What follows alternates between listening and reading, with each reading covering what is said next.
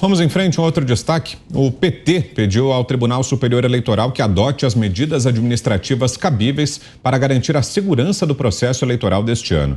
No documento, o partido argumentou que o presidente Jair Bolsonaro ampliou o acesso a armas nos últimos anos e supostamente tem incitado o uso da violência caso seja derrotado nas urnas. A sigla citou um trecho do discurso do presidente em que ele diz, abre aspas, "Povo armado jamais será escravizado", fecha aspas. Para os petistas, a real motivação de Bolsonaro é armar pessoas para que pratiquem ações violentas contra autoridades públicas e adversários políticos. Com medo da ascensão do atual chefe do executivo, Lula e seus aliados tentam de tudo para torná-lo inelegível ou tirá-lo da corrida eleitoral. Além desse pedido, o PT já havia feito dois, um para o próprio TSE e outro para a Procuradoria-Geral da República. Mas com você, Fiuza. O problema aí nem é o pedido do PT, porque o PT, né, que é um partido que protagonizou o maior assalto da história, vai sempre tentar jogar o jogo sujo, vai sempre tentar ganhar no grito, na marra. Isso a gente sabe o que é o PT. O problema é a gente olhar para o TSE, ver o que o TSE tem feito e saber que as chances de esse pedido receber guarida são enormes, porque o Tribunal Superior Eleitoral, que é o árbitro da eleição, tem agido contra esse mesmo candidato. Isso aí, Vitor, é uma aberração. Isso é uma situação de ilegalidade. A gente aqui ressalva sempre, né? Estamos sempre buscando a harmonia, o equilíbrio, a institucionalidade e a legalidade. Mas o TSE não está seguindo a legalidade na sua postura. A gente precisa dos revisores, a gente precisa da sociedade, a gente precisa do Ministério Público, né, para, no mínimo, arguir estas ações ostensivas. Eu não estou falando de uma informação privilegiada que eu tenho. Eu estou vendo o Tribunal Superior Eleitoral nas suas redes sociais, nessas cerimônias que ele cria, fazer, eu não vou nem citar aquela conferência nos Estados Unidos, em que nós vimos o ex-presidente do TSE, que acabou de deixar, o Luiz Roberto Barroso, chamando o presidente de inimigo, o presidente da República de inimigo. Eu digo assim, eu pergunto, né, humildemente aqui, a sociedade brasileira e a institucionalidade, estão todos seguros com essa situação? Estão todos achando que, então, essa instituição, o Tribunal Eleitoral, que preside o processo da sucessão presidencial, inclusive, entre outros pleitos, estão seguros, estão achando que esses sinais dão garantias?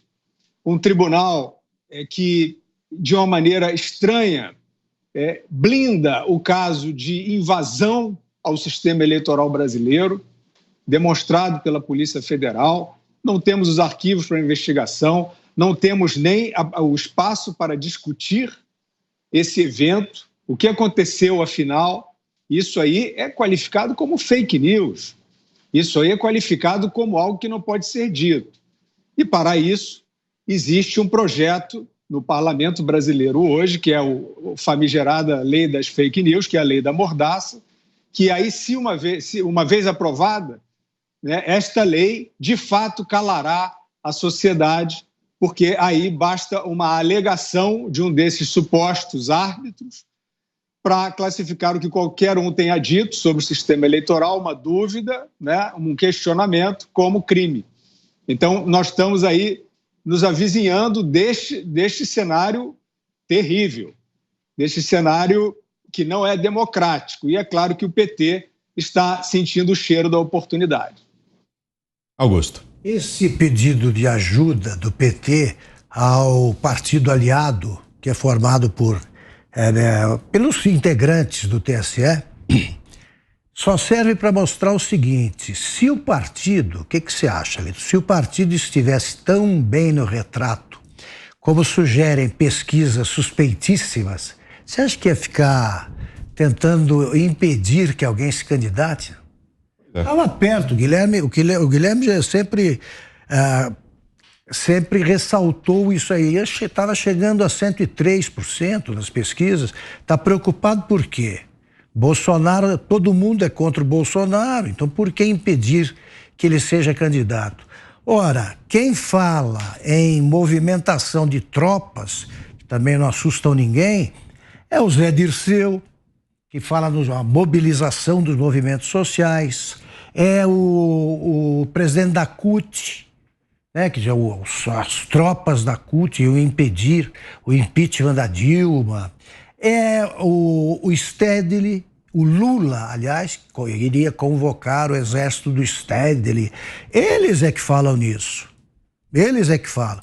Agora, o que está querendo mobilizar a população armada é o Bolsonaro. Foi o Dirceu que, ao ser despejado da Casa Civil, chamou a Dilma de camarada de armas. Eles é que pensam nisso. Quando a água bate na cintura, né? Quando as pesquisas são desmentidas pela realidade.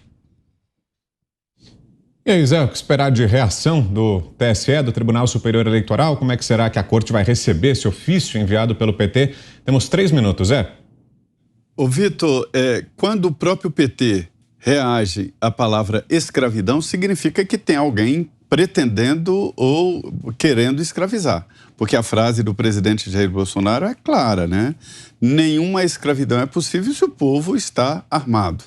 Então, assim, é um alerta e há exemplos no mundo, várias revoluções, onde o início se deu através do desarmamento do povo. Todo mundo, quando ouve falar da história de armas e tal, se pensa em segurança pública. É um erro. Eu não vejo o principal argumento para armas a segurança pública. Esse é um dever inalienável e intransferível do Estado. A Constituição, as leis dão ao Estado o monopólio da violência, ou seja, o poder de pegar em armas para defender a segurança pública. A própria lei admite ali exceções, que é o caso de defesa própria, que é o caso de defesa de terceiro e, inclusive, defesa de patrimônio. Essas exceções estão na lei, mas o monopólio da defesa, da segurança pública é do Estado, né? E do Estado. Cada Estado, ele é responsável pela segurança pública, a Polícia Federal para crimes federais, contra drogas, né? E assim por diante. Mas a segurança pública é primordialmente do Estado em casos excepcionais à intervenção para a garantia da lei e da ordem. Então, a frase do presidente Jair Bolsonaro é sobre escravidão. E há exemplos na história da humanidade sobre a exclusão de armas por parte da população para em seguida vir exatamente uma revolução. Olha, o Benjamin Franklin tem uma frase muito interessante de que quando todas as armas forem de propriedade do governo, ou seja, o governo, né, decidirá de quem são as outras propriedades.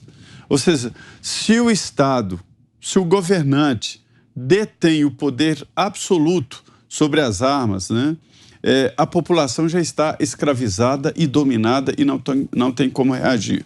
Eu acho muito estranho essa postura do Partido dos Trabalhadores de fazer um cerco jurídico, tudo ir para o Supremo, tudo ir para o Tribunal Superior Eleitoral numa tentativa de governar com o apoio dos aliados, ou seja, ministros do Supremo e do TSE. E, pelo visto, são aliados mesmo. Ontem nós mostramos aqui o ex-presidente do TSE, ministro Barroso, falando em nós e eles. Nós, no caso, os contrários ao presidente Jair Bolsonaro. Valeu, Zé. E antes do comentário da Ana, um convite a você que tem Twitter, siga por lá o perfil da Jovem Pan, o @Jovem Pan News. Estamos bem perto da marca de 1 milhão de seguidores. Te convido a seguir também, hein? Você, Ana, para fecharmos, o que nos diz desse pedido, desse ofício encaminhado pelo PT ao TSE?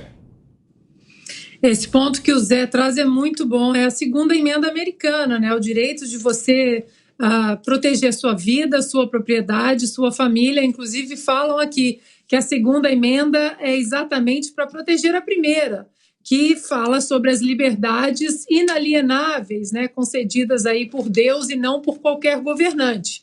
Agora, nesse tema, você lê aqui que o PT pede ao Tribunal Superior Eleitoral que adote as medidas administrativas cabíveis para garantir a segurança do processo eleitoral, fica aqui a pergunta: onde estão os relatórios das Forças Armadas em relação às medidas que eles recomendaram para a segurança e transparência da nossa eleição deste ano, e que a tal Comissão da Transparência Eleitoral, conduzida aí pelo Barroso e pelo Alexandre de Moraes, eles decidiram colocar esses documentos e esses relatórios sob sigilo.